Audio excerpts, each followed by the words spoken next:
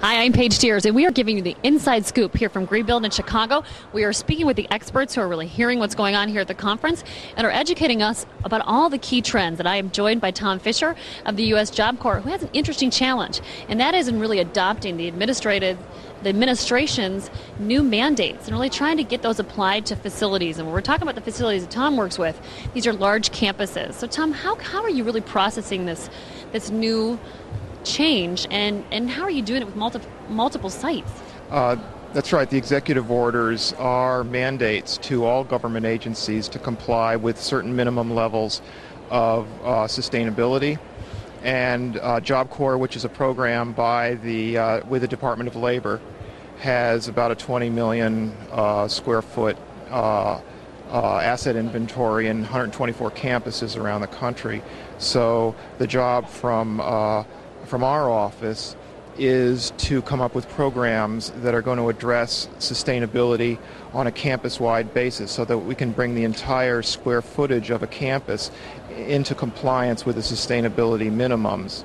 So the way we do that is, or the way the process is being designed, is to develop what I'm calling an integrated retro-commissioning process, which engages commissioning expertise to come in and do an assessment of a facility. However, it's not just the mechanical systems, but also the building systems, the envelope, the fenestration, the roofing, to look at buildings as a whole and look at all the buildings on a particular campus.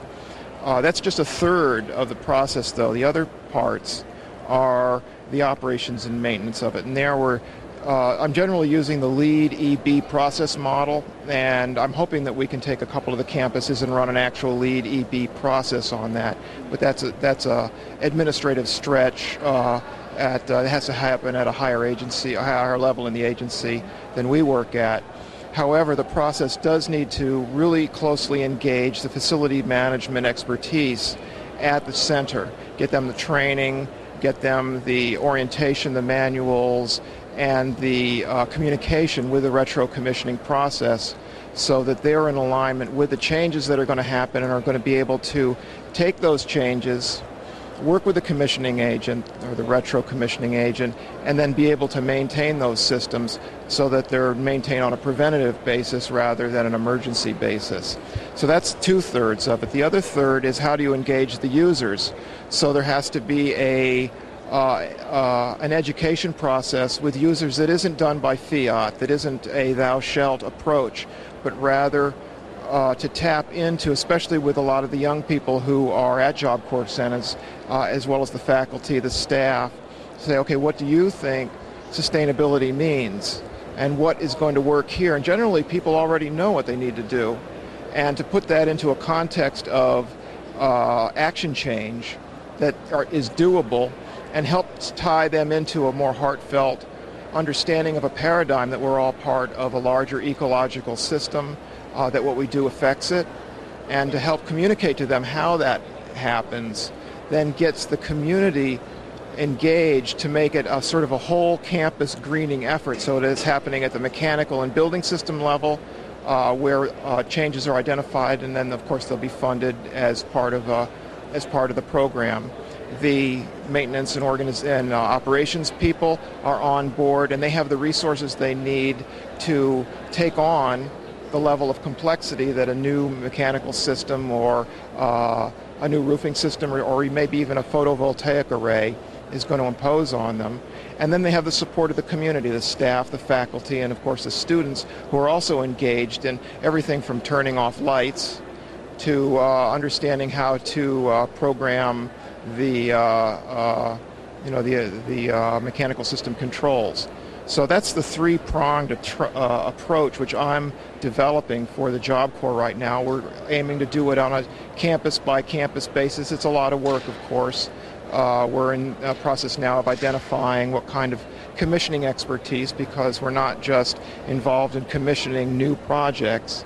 It's commissioning on a level where you're, again, looking at buildings themselves, the envelope system, the skins of buildings, fenestration, as well as know how to interact on a collaborative basis with stakeholders. So it's not just technical, it's also a management and people skill we're looking for. It's a lot to take on to, Tom. 124 campuses using this integrated approach. Do you think there's going to be a lot that the private sector and the commercial building world can really learn from looking at this holistically? Well, I think the essential piece here is for everyone to understand the emergency that's bearing down on us now. The evidence from the science, from the observation from the scientific community is pretty much incontrovertible now that we as a culture, as a society, really need to lock into what is going to be a positive, sustainable future, start asking the questions about how we get there, and to make that passion the core of any change that happens. And that's what gives it energy and life. Yeah, and people really get excited about that. So then, Tom, do you really think that the intersection for change is where the public regulation and the private interests come together? Ooh, that's a tough question. Again, it's about education. This is why U.S. Green Building Council has been such a great force for change, that it's gotten the word out that there's solutions out there. And when there's solutions that the general man on the street, woman on the street understands that there's positive change, that the realm of possibilities are out there, to communicate them to them. Then they don't get the glaze over from all of the awful information that's coming in about the oceans dying, the collapse of the atmospheric stability, which we're seeing just the beginning of now, I'm afraid. To have solutions in place in a direction to go that's positive and not fear-based. And that's one of the really positive contributions that U.S. Green Building Council has been making, is to communicate that forward action rather than getting it all engaged with what's creating fear and what's creating glaze over. Well, education does help, and it sounds like the work that you're doing to really kind of look at this as a holistic fashion and really share what you're learning with every part of the sector through coming here and being part of Greenbuild and doing the work you're doing is really going to help. So yeah, that's an exciting part of Job Corps too, because on a curriculum level, they are trying to run with this. They're developing programs in weatherization and solar installation technologies, in smart grid installations, as well as trying to green the traditional vocations such as painting and carpentry and culinary arts, that sort of thing. So they're working on a curriculum level too. So we're trying to make the facility where they live walk that talk.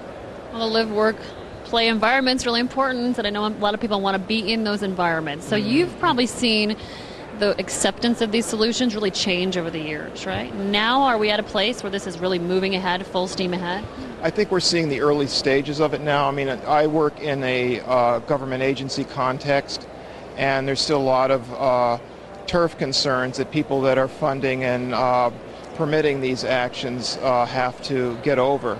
And that's where the Obama inspiration, I would say, as well as insistence that's implied in the executive order and the guiding principles, is really helping to motivate these changes at a high level. But it's going to take a while for this to seep down into the actual implementation and policy level at a lot of government agencies. And one thing I try to do is communicate that this is a positive thing for the agency on an image basis, as well as doing the right thing and showing the way. Well, thank you so much, Tom, for sharing us your insight. It's nice to hear that people are doing more than just thinking about doing good and that they're really moving it forward. Yeah, thank you, Paige. Yeah, nice to see you. Stay tuned. We're going to be bringing you more insights here from Greenbuild.